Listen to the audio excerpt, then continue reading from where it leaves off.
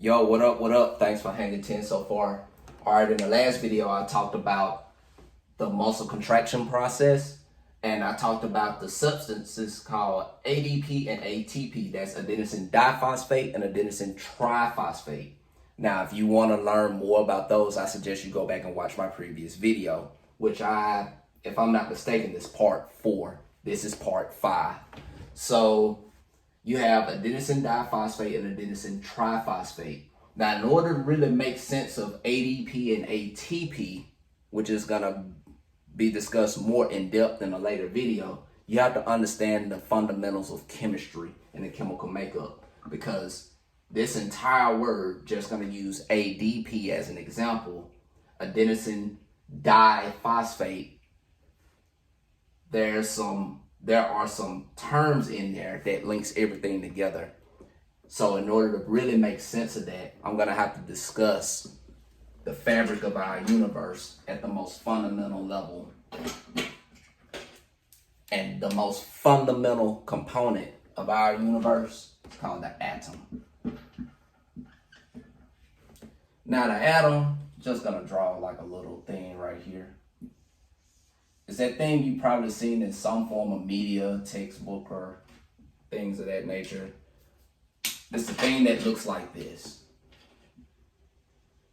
And again, the atom is the basic fundamental building block of everything around us, living and non-living. So this is like the thing that holds everything together, or at least this is the building block in which everything is made of. All right, now the atom is made up of 3 subatomic particles. Just gonna draw some dots there. And those subatomic particles are called protons, neutrons, and electrons.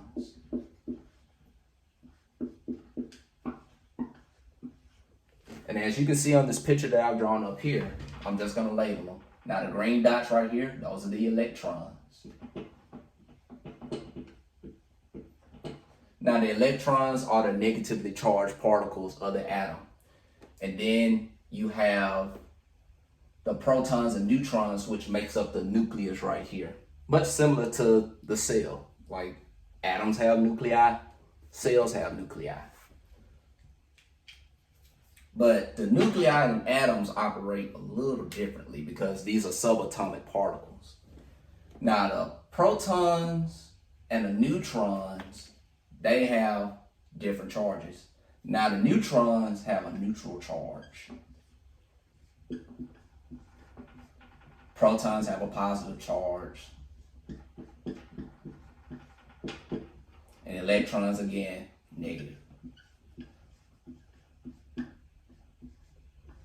Now, electrons are particularly charismatic because that's where most of your chemical reactions occur, and that's where most of your compounds are made.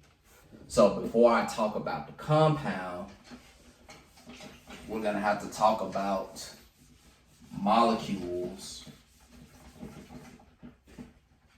Molecules are just a group of atoms combined together.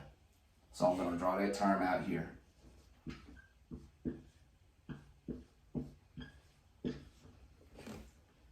Now, to get a little more complex or a little more advanced, or at least a larger substance, you have what's called elements.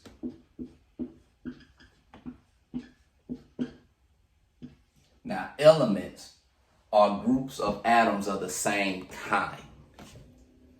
That's the most fundamental definition that I can give. So elements are a group of atoms. Molecules is just a bunch of atoms put together. So there's a slight difference there. Don't get that confused. Because you can have molecules of different kinds of atoms, but elements are made of the same type of atom. That's the distinguishment. Now we're going to go further. We're going to talk about this stuff called compounds.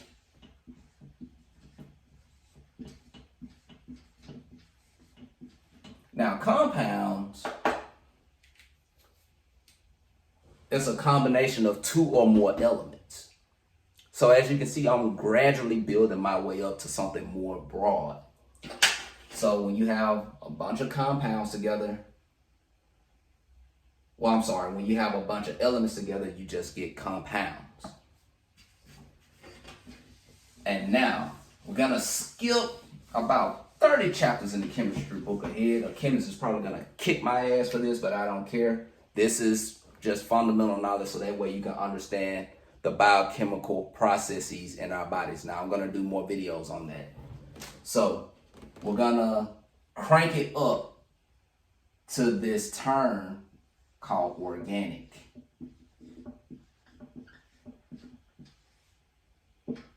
Now, I'm pretty sure you've heard that term thrown around in different contexts, but in the sake of chemistry and for the purposes of these videos, organic involves the element carbon. It involves carbon and the other elements that are connected to carbon. We are carbon-based creatures, so that's why that is important. And with that being stated, carbon involves everything, that is in our makeup. I'm going to discuss that more in depth because I don't want to get too far into that in this video. Then we're going to skip over out of chemistry just slightly and more into biology. This stuff, I'm pretty sure you're familiar with this. DNA.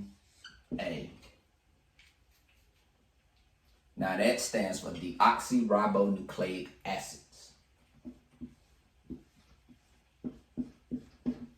Deoxyribonucleic